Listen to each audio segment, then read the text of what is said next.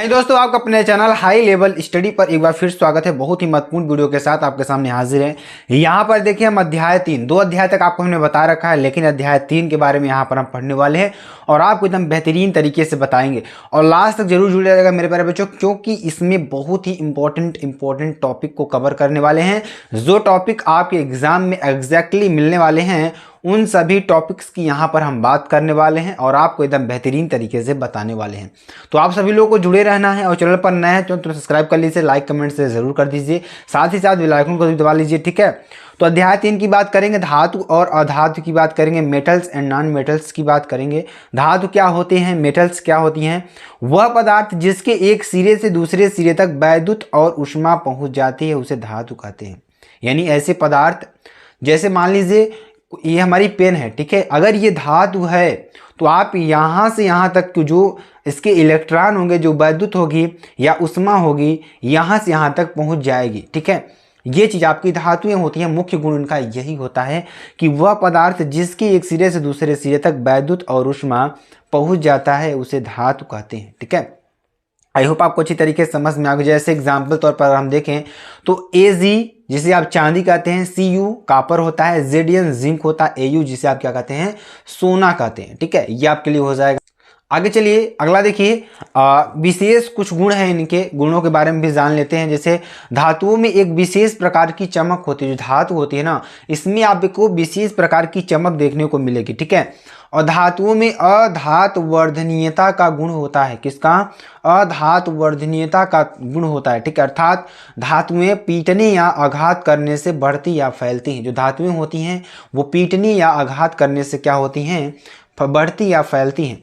धातुओं के तार बनाए जा सकते हैं। जो धातुएं होती हैं ना, उनका तार बनाया जा सकता है। ठीक है, अधातु की बात करेंगे, नॉन मेटल्स की बात करेंगे तो वह पदार्थ जिसके एक सिरे से दूसरे सिरे तक वैद्युत और ऊष्मा नहीं पहुंच पाती उसे अधातु कहते हैं। यानी वैसे पदार्थ जिसके एक सिरे से दूसरे सिरे तक जो ऊष्मा है वह नहीं पहुंच पाती है उसे अधातु कहते हैं। जैसे ऑक्सीजन, हाइड्रोजन, सल्फर, क्लोरीन आदि। यहाँ पर एक दूसरे से, मतलब कि एक तरफ से दूसरे तरफ क्या होगी, उसमें ऊष्मा नहीं पहुँच सकती है।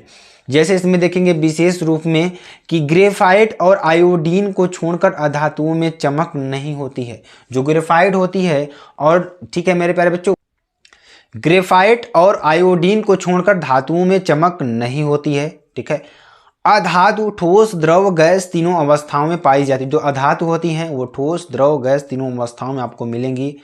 ठीक है, अधातुएं भंगुर होती हैं। अधातुएं जो होती हैं वो भंगुर होती हैं। कहने का मतलब वो क्या होती हैं, टूटती जल्दी हैं या जल्दी खत्म होती हैं एक तरीके से। ठीक है, मतलब इनका जो समय काल है बहुत ही कम होता है एक तरीके से माने तो। ठीक है, अर्थात पीटने पर भंग हो जाती हैं। ठीक है, पीटने पर ये टूट जाती हैं आसानी से। अधातुओं के तार नहीं बनाए जा सकते। जो अधातुएं होती हैं ना, इनका तार आप नहीं बना सकते हैं। ठीक है, उपधातु की बात करेंगे, मेटालिड्स की बात करेंगे तो वह पदार्थ जो धातु और अधातु दोनों गुण प्रदर्शित करता है उसे उपधातु कहते हैं। ऐसे पदार्थ जो धातु और अधातु दोनों के गुण प्रदर्शित करते हैं उसे उपधातु कहते हैं। ठीक है, जो कि आपके लिए बहुत ही इंपॉर्टेंट है। चलिए आगे आपको बताते हैं। चलिए अब यहाँ पर हम कुछ धातु तथा अधातु में अंतर को समझ लेते हैं। तो आपको एकदम बेहतरीन तरीके से हम बताने वाले, अधिकांश धातुएं ठोस अवस्था में पाई जाती हैं। जो अधिकांश धातुएं होती हैं वो ठोस अवस्था में पाई जाती हैं। ठीक है, और अधातुएं ठोस, द्रव, गैस तीनों अवस्थाओं में पाई जाती हैं। ठीक है, सभी धातुएं विद्युत एवं ऊष्मा की सुचालक होती है। जो सभी धातुएं होती हैं विद्युत एवं ऊष्मा की सुचालक होती हैं। ग्रेफाइट को छोड़कर लगभग सभी अधातुएं विद्युत तथा ऊष्मा की कुचालक होती हैं।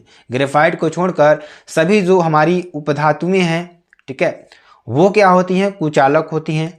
धातुएं तन्य होती हैं, अर्थात उनके तार खींचे जा सकते हैं। जो धातुएं होती हैं क्या होती हैं, तन्य होती हैं, इनके तार खींचे जा सकते हैं। अधातुएं तन्य नहीं होती हैं। अधातुएं जो होती हैं तन्य नहीं होती हैं। ठीक है, धातुओं के आपस में टकराने पर विशेष, ठीक है, ध्वनि प्राप्त होती है। जो धातु होती है इसको आप बीच में टकराएंगे तो इसमें क्या होगा, एक विशेष प्रकार की ध्वनि उत्पन्न होगी। अधातुओं के आपस में टकराने पर विशेष ध्वनि प्राप्त नहीं होती है। ठीक है, ये आपके लिए हो जाएगा। अगला देखेंगे मिश्र धातु। ठीक है, मिश्र धातु क्या होता है, तो यहाँ पर दो या दो से अधिक समांगी मिश्रण को मिश्र धातु कहते हैं। दो या दो से अधिक समांगी मिश्रण को मिश्र धातु कहते हैं, जैसे पीतल, कांसा और स्टेनलेस स्टील आदि। तो मेरे प्यारे बच्चों, ये आपका पार्ट फर्स्ट में थोड़ा इंट्रोडक्शन था चैप्टर 3 का। अगले पार्ट में आपको पूरा चैप्टर 3 समाप्त कर देंगे। तो वीडियो अगर आपको अच्छी लगे तो कमेंट बॉक्स में जरूर बता दीजिएगा। फिर मिलते हैं नेक्स्ट वीडियो में नए टॉपिक के साथ। तब तक के लिए जय हिंद, जय भारत।